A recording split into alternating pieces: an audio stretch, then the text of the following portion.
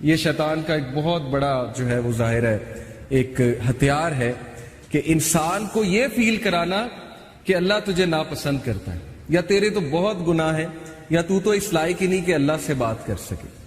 تو اللہ سے دوری، اللہ تعالیٰ سے انسیکیورٹی اور اللہ تعالیٰ کے بارے میں بدگمان ہونا، جیسے اشفاق احمد رحمہ اللہ کہا کرتے تھے نا کہ زندگی میں ہر حماقت کر لینا لیکن کبھی یہ حماقت نہ کرنا کہ اللہ تعالیٰ مجھ سے پیار نہیں کرتا، یہ زندگی کی سب سے بڑی حماقت ہے۔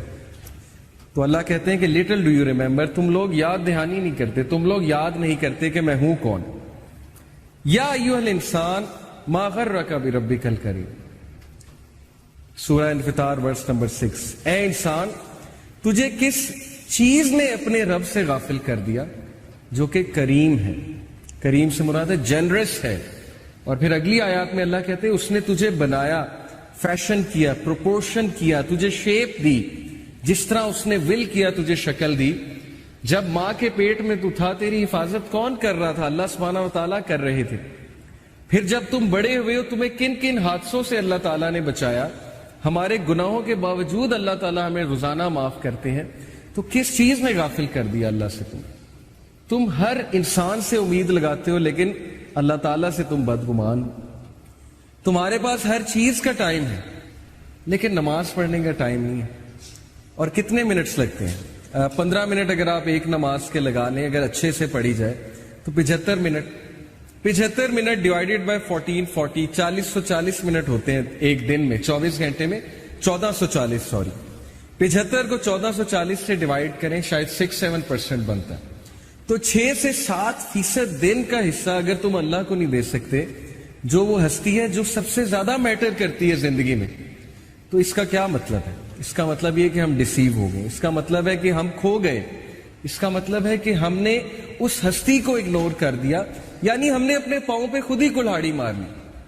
اور وہ ہستی بار بار ہمیں بلاتی ہے، 5 times a day اللہ سبحانہ و تعالیٰ calls us، ہمارے فائدے کے لیے۔ یہ نہیں کہ تمہاری عبادت سے مجھے کوئی فائدہ ہوگا، میرے تو پتہ نہیں کروڑوں اینجلز، اربوں کھربوں اینجلز اللہ تعالیٰ کی حمد بیان کر رہے ہیں۔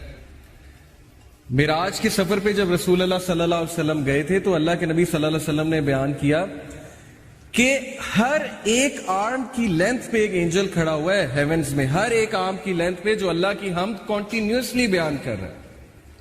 دیٹ از اللہ۔ تو اللہ تعالیٰ کو ضرورت نہیں ہے، لیکن تمہارے اپنے فائدے کی بات ہے۔ تم وضو کرو گے، تم ان پلگ ہو جاؤ گے، تم سجدہ کرو گے، ٹھیک ہے، اس کے باڈی کے میڈیکل بینیفٹس کتنے ہیں، کیا کیا بینیفٹس ہیں۔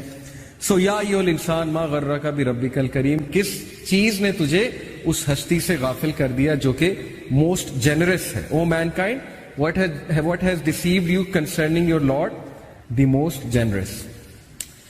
ابو ہریرہ رضی اللہ عنہ سے ایک حدیث بیان ہوتی ہے، ان اللہ تعالی یقول یا ابن آدم تفرغ لعبادتی املا صدرک غنیا واسد فقرک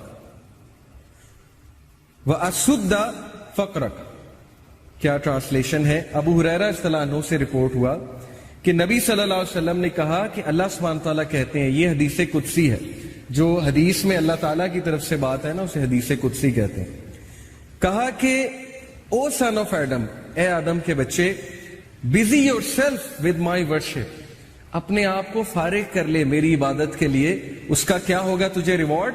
آئی will fill your heart with riches and elevate your poverty, میں تیرے دل کو غنی کر دوں گا، میں تجھے کنٹینٹ کر دوں گا، میں تیری ٹینشنز کو دور کر دوں گا، تیرے برڈنز کو ہلکا کر دوں گا، اور میں تیری پاورٹی کو ایلیویٹ کر دوں گا، یعنی ختم کر دوں گا۔ نماز میں رزق ہے، اس سے یہ ثابت ہوتا ہے نماز رزق کو بڑھاتی ہے۔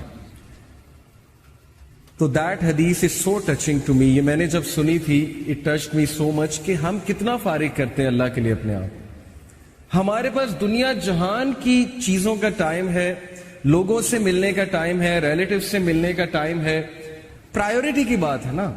کچھ لوگ کہتے ہیں میرے پاس آپ کے لیے ٹائم نہیں ہے کیونکہ آپ اس کی پرائیورٹی نہیں ہے، لیکن ایک اور بندے کے لیے ان کے پاس ٹائم ہی ٹائم ہے، چاہے وہ جتنے مرضی بزی ہیں، وہ کسی نہ کسی طرح ٹائم نکال لیں گے، چاہے انہوں نے جم کرنا ہے، اسائنمنٹ کرنی ہے، پب جی کھیلنی ہے، جو بھی کرنا ہے، ایک خاص دوست کے لیے ان کے پاس ٹائم ہوگا، جو مرضی ہو جائے۔ لیکن جو پرائیورٹی نہیں ہے اس کو وہ ہمیشہ یہی جواب دیں گے کہ جی آپ کے لیے میرے پاس ٹائم نہیں۔ تو اللہ تعالیٰ کا وعدہ ہے کہ جو اپنے میری عبادت کے لیے اپنے آپ کو فارغ کرے گا تو اس کا ریزلٹ یہ ہے کہ میں غنی کر دوں گا. اور غنی ہونا کیا ہے؟ یہ ایک پورا کانسیپٹ ہے, richness of the heart.